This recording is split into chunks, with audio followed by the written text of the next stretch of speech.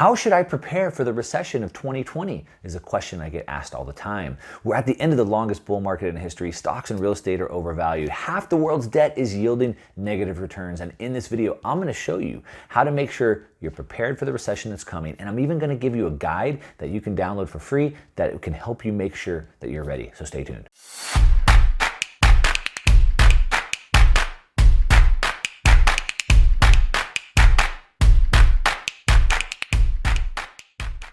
All right, so today we're going to talk about how to be prepared for the 2020 recession. Now, how do I know it's going to be a 2020 recession? How come it's not going to be 2019? How come it's not going to be 2021? Well, I don't. Timing is very, very difficult, but knowing what's going to happen isn't. It's just timing that's hard. So we want to make sure we're prepared for upside, but also prepared for the downside. And I'm going to show you how to do both of those things. Now, the reason I'm making this video is because it's a question I get asked all the time. It's probably the most frequently asked question because we can see trouble all around us. And so, people are constantly asking me, should I be moving to cash right now? Should I be in bonds?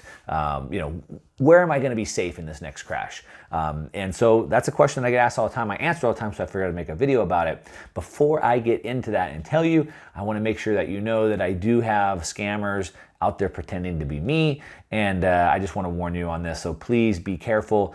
People are going onto YouTube comments and saying that I have a Telegram group and to go there and give me money and I'll manage it for you, and that's not true. I don't have a Telegram group. I don't manage people's money. I'm not leaving comments on other people's YouTube videos asking people to send me money. I don't do that. How do we know a recession's coming? Do we know it's coming in 2020? When is it coming? How do we know it's coming? So the signs are all around us, right? We have negative news everywhere. We have negative interest rates. And what does that even mean?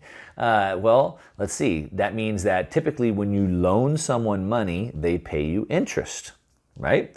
In order for me to loan you money, I'm taking risk and I don't have that money. So you're paying me interest for me giving up that money. I'm losing the opportunity to use that money and for the risk that I'm taking for giving it to you. So you give me interest. When negative interest means that when I loan you money, I'm actually paying you to borrow it. How does that make any sense? It doesn't, but it doesn't stop it from happening. As a matter of fact, over half of all the global debt in the world, well, of the governments, is negative yielding. Over $15 trillion has negative yielding interest rates.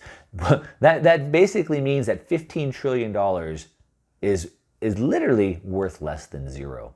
All right, we know this is crazy. We have these inverted bond yields. That means that the short-term bonds are paying more than the long-term bonds. That means the markets are pricing in trouble in the short term. We see trade wars. The President of the United States and China are trade wars. We have trade wars with other countries. And trade wars are the beginning of this, right? We see currency devaluations. China broke their peg to the US dollar or let it go. We have all the currencies of the world are devaluing their currencies. So we have currency devaluations. We have protests, massive protests going on in Hong Kong right now, protests going on in China, in Paris.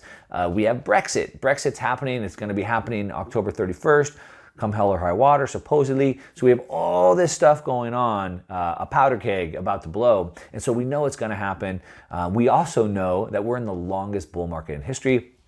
You could show a chart to any elementary kid and see boom, bust, boom, bust, boom, bust. And we are at the longest boom. And so any elementary kid could tell you what comes next. It's a bust. But trying to figure out when is hard, but we want to make sure we're ready. So what should you do?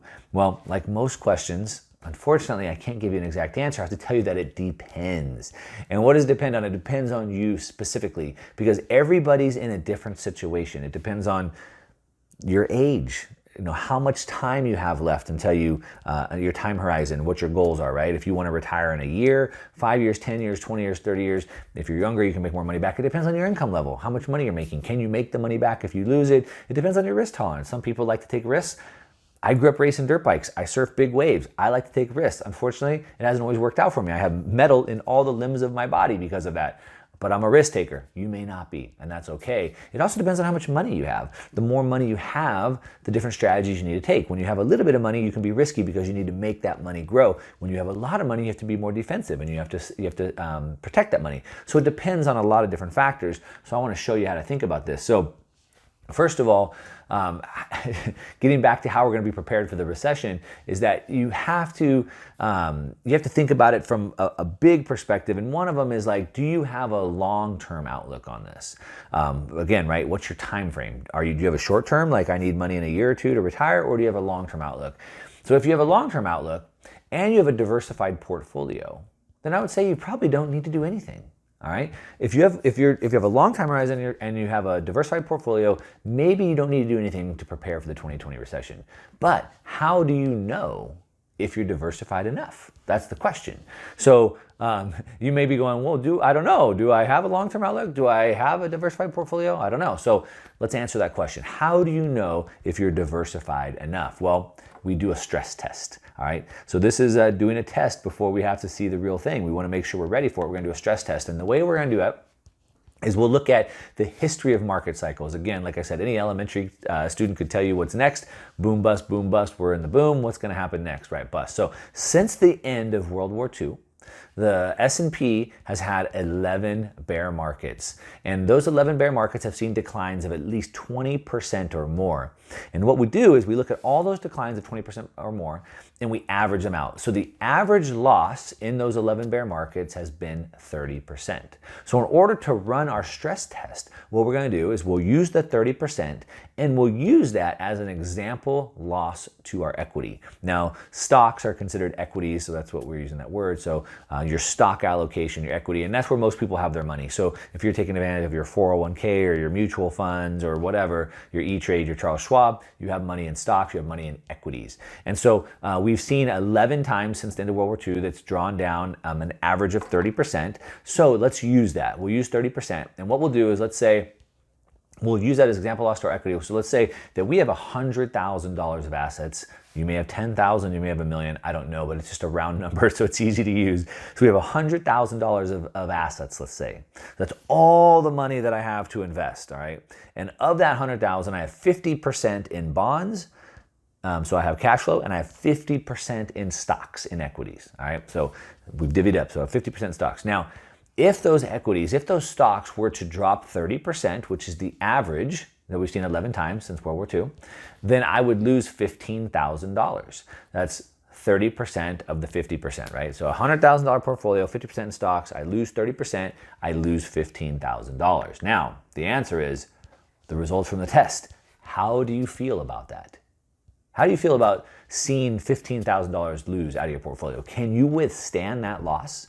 Is that going to change the ability of you being able to retire? Can you stomach that? And will you be able to sleep at night? Will you be stressed out? Like I said, do you have enough time to recoup those losses?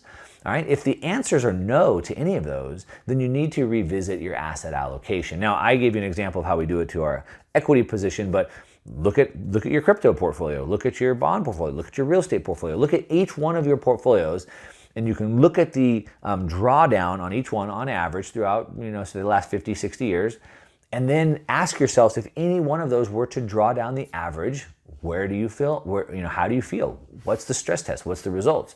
So if the answer is no, you don't like that, you can't weather that, you can't recoup that, then we need to revisit what our asset allocations are. And we need to consider trimming that one position. So in this particular case, we'd want to trim our equity positions a little bit. And so how?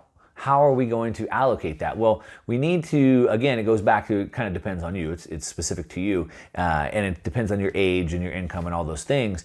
You need to understand that we talk about diversified portfolio, but really diversification is about protecting portfolios. For growing portfolios, it's really about concentration. And so you want to kind of keep those two in mind. I also like to say that it's best to keep it simple. So I believe that the best plans that you can make are ones that are sustainable over time.